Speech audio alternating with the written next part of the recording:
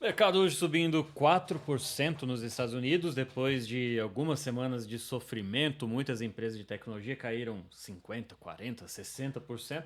Subitamente, tudo vem mudando de narrativa, mudando de percepção. Eu gravei um vídeo há pouco falando sobre essa diferença, né, das narrativas. A explicação dessa alta de hoje é por conta de um acordo fechado entre Estados Unidos e China. A China aceitou reduzir as tarifas para 10%, os Estados Unidos para 30%, mas isso ainda é mais do que os motivos que levaram o mercado a cair lá no início dessa queda, por volta de 19 de fevereiro. Bom, o que importa disso é que as empresas de tecnologia que até pouco tempo estavam num estado calamitoso voltaram a entrar no radar dos investidores e também aparecer ali alguns artigos já eufóricos a respeito do mercado. Eu achei muito interessante esse artigo, colocando aqui 30 ações ligadas à inteligência artificial que podem subir até 73%. Para falar bem a verdade, essa chamada pode parecer um pouco apelativa, mas muitas dessas empresas, quando bem escolhidas, podem subir até mais, né? Principalmente se a gente considerar um prazo um pouco mais longo e diante de tudo que tem para acontecer relacionado à inteligência artificial nos próximos anos.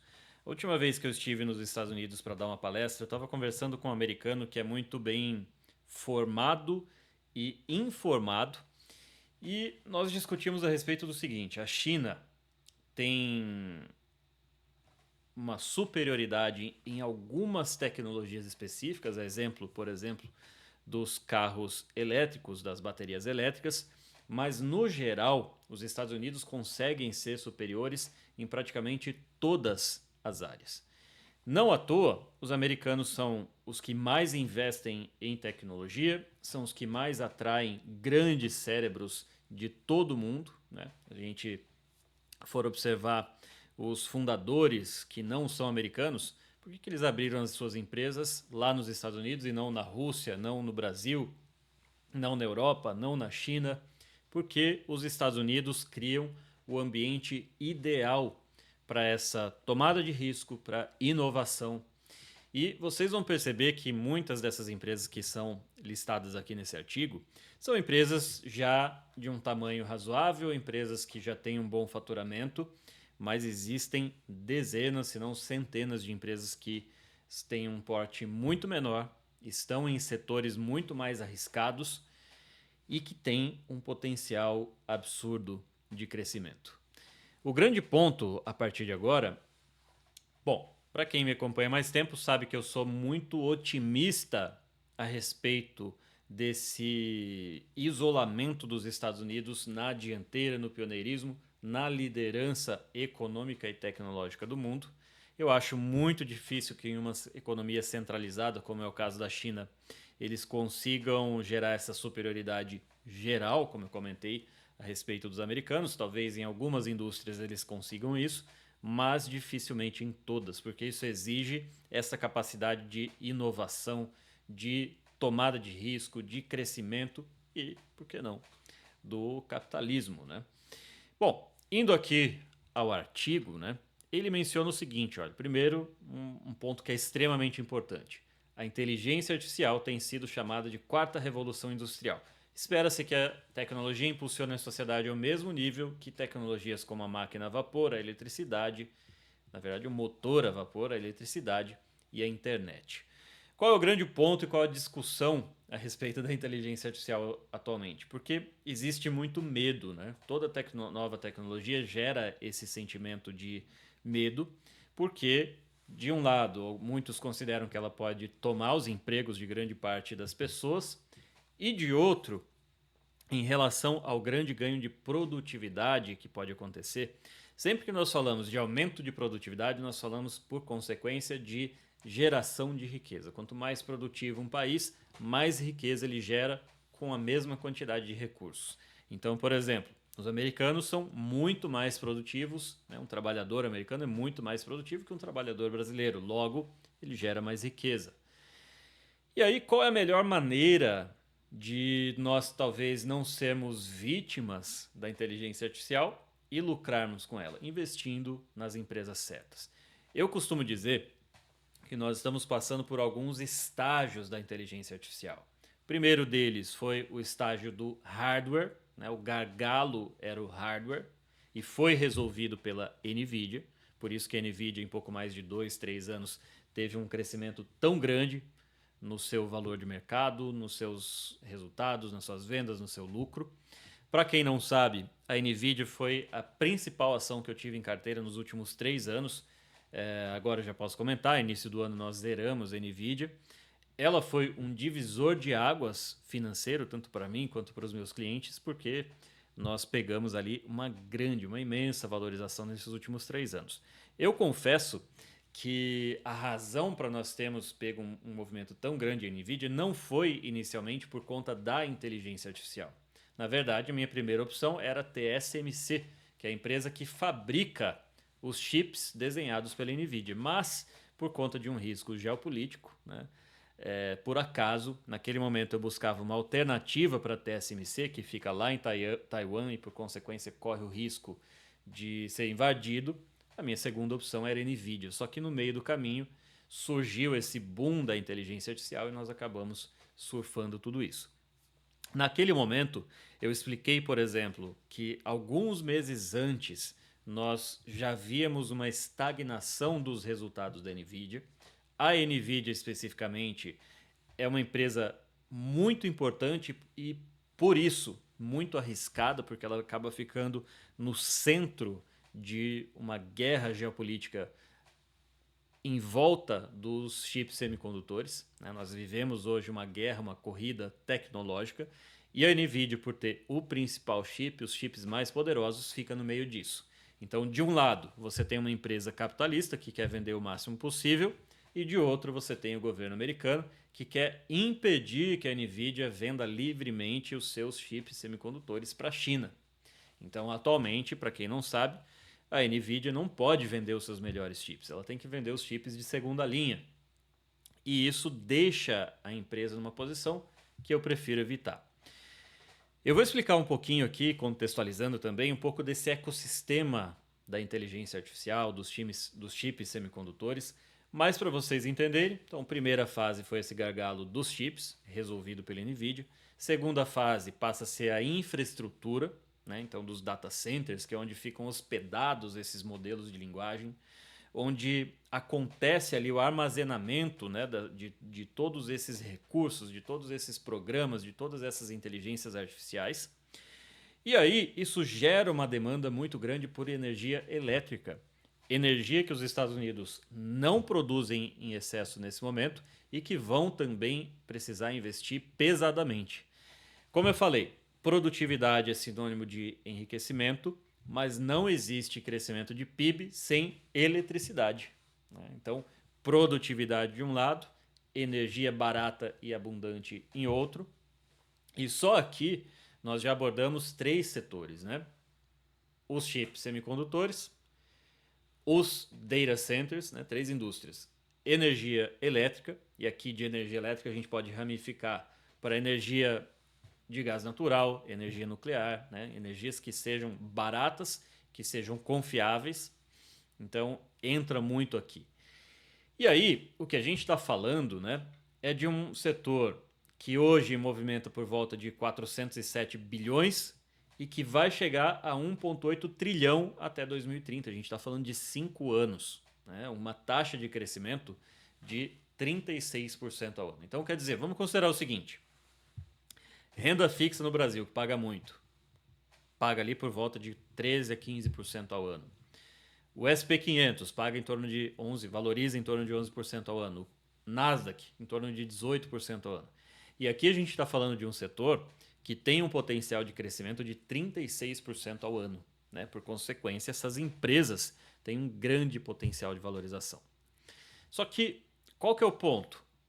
Hoje existem áreas mais seguras e existem áreas mais arriscadas, mas com um potencial muito grande, né? De um lado você tem agentes de inteligência artificial, segurança cibernética, computadores quânticos, uma série de indústrias ali que ainda estão num estágio inicial, mas tem um grande potencial. E outras indústrias, como essa que eu comentei, de energia elétrica, que é um investimento mais óbvio, mas muito mais seguro. O grande ponto a partir de agora é a gente entender quais são essas tendências seculares, né? Então tendências de longo prazo, que vão continuar existindo independente desses altos e baixos geopolíticos, altos e baixos econômicos, porque são tendências essenciais para essa corrida por inteligência artificial. Então, isso é um ponto extremamente importante que a gente precisa considerar. Nós estamos vivendo uma corrida. Eu poderia dizer que nós estamos vivendo uma guerra. E em guerras, você não economiza dinheiro para esses setores específicos. Fica muito claro isso quando a gente observa que muitas dessas empresas investem pesadamente nisso, apesar dos investidores não aprovarem, não gostarem disso, né? Mas elas entendem que lá na frente isso vai ser essencial para a sobrevivência dessas empresas. Bom, aqui esse analista analisa 30 ações, então a primeira delas no setor de semicondutores, e aí nós temos Micron, Nvidia, AMD, a Taiwan e a Broadcom. Qual que é o ponto aqui? Nós temos dentro desse ecossistema a seguinte forma, olha. As empresas americanas normalmente fazem o design desses chips semicondutores. Nós temos uma empresa holandesa, que é a ASML, que faz o maquinário.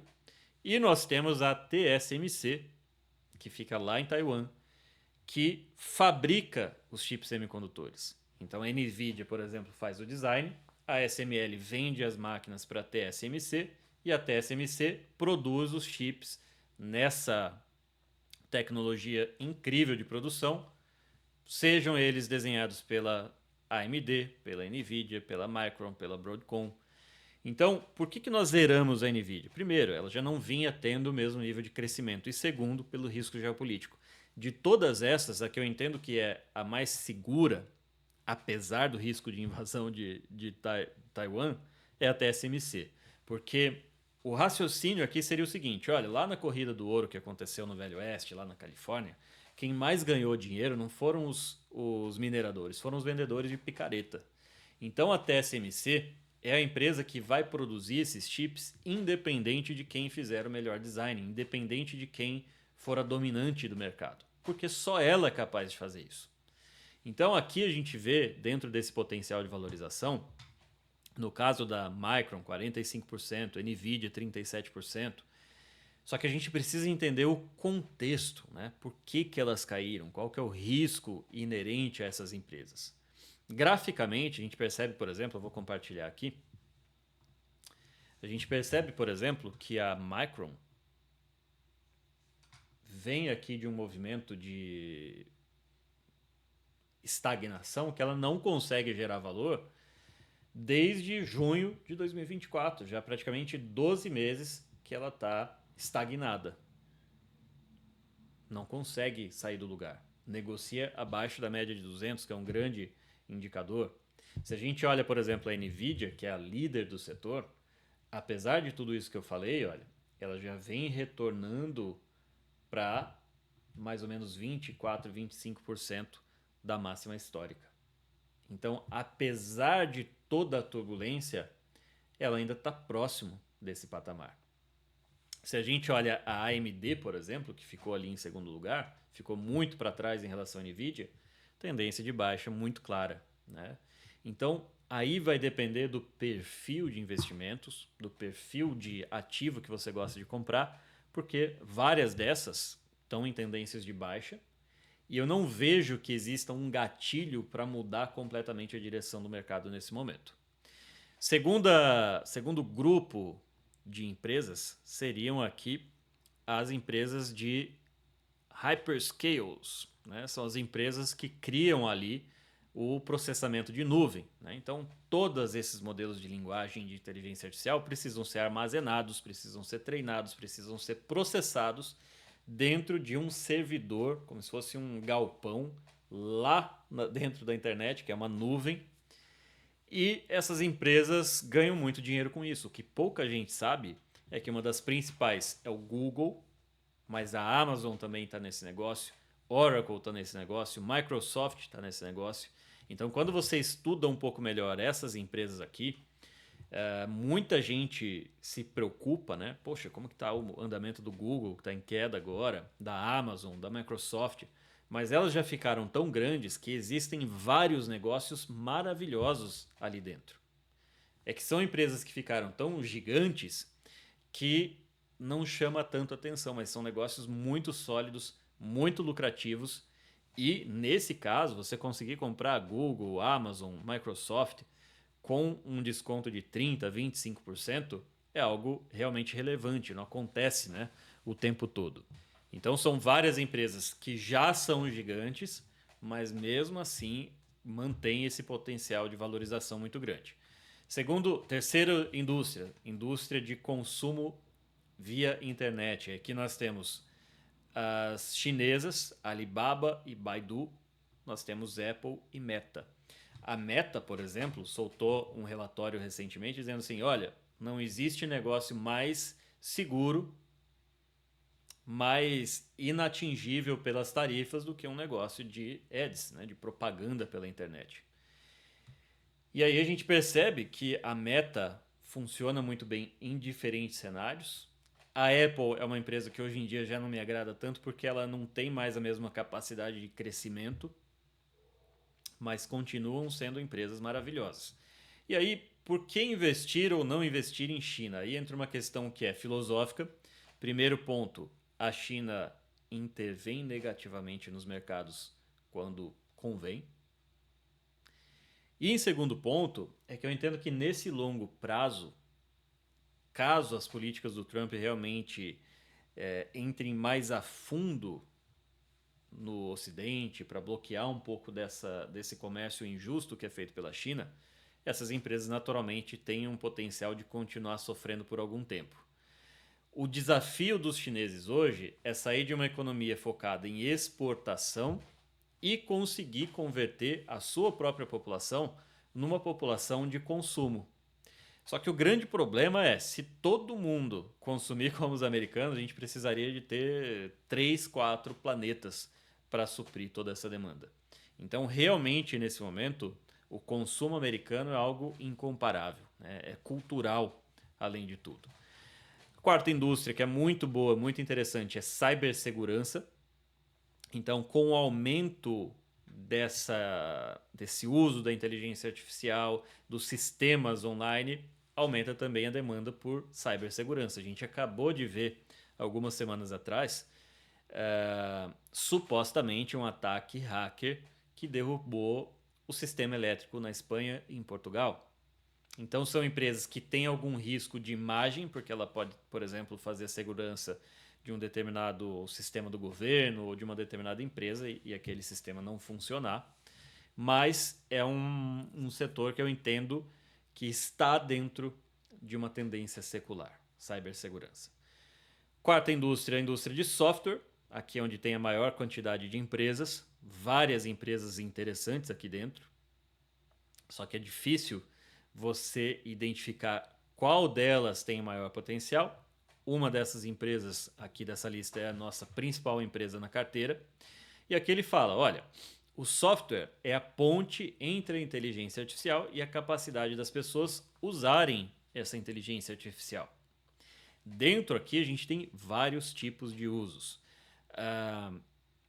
Salesforce, que é o uso de CRM, né, dessa relação com os clientes, vendas através de internet, através de chat usando inteligência artificial, Adobe, né, uma empresa de design com várias ferramentas de design, Snowflake, ServiceNow, Palantir, que é uma empresa de processamento de dados que usa inteligência artificial. Então existem muitos caminhos aqui. E o que é interessante dentro da parte de software para inteligência artificial? Olha, a gente está falando aqui de empresas que têm um alto nível de margem de lucro, margens altíssimas, com um grande potencial de aumento de vendas, né? Porque ela pode ali... Eu sempre brinco, né? Que um escritório cheio de nerds pode criar um produto que vai vender para 1.000 pessoas ou para 50 mil pessoas. O trabalho é o mesmo, né? Então são empresas com grande potencial e por isso também são empresas sempre muito buscadas. A gente vê Palantir hoje, por que aparece aqui? Olha, potencial de valorização menos 16%, porque na média eles consideram que a empresa já está mais cara do que o valor justo dela. Então aqui significa que teoricamente ela tem mais risco, né? E por último, veículos autônomos e robótica. Olha, na minha visão, quando eu explico aquele ponto de vista de que a China tem algumas áreas, algumas indústrias que ela leva uma grande vantagem, enquanto os Estados Unidos são vencedores nessa maioria, nessa média, eu entendo que na área de robótica, provavelmente a China vai ser imbatível. Porque eles têm essa capacidade de escala, eles têm uma grande capacidade industrial, e esse é o grande desafio da Tesla hoje. A Tesla, na minha visão, já sabe que ela não vai conseguir competir na área de carros elétricos, ela vai precisar migrar o seu negócio. O Elon Musk faz sempre a promessa de investir em robôs. E eu entendo que o negócio de robôs e carros autônomos realmente pode ser o maior negócio do mundo. Imagina quando os primeiros robôs começarem a ser vendidos ali na prateleira, o potencial disruptivo sobre a vida humana, sobre as relações humanas, pessoas casando com robôs, se relacionando com robôs, substituindo professores, substituindo babás, substituindo trabalhadores domésticos. Então isso é um mercado imenso. E por isso nós estamos vivendo essa corrida hoje ao redor do mundo, porque quem chegar primeiro leva tudo, né? Então esse é um setor com grande potencial, com grande risco. Nós não sabemos exatamente quem vai ser o vencedor, mas vale muito analisar com calma, com cuidado as empresas dessa área e dessa indústria. Vou ficando por aqui. Um abraço para todos.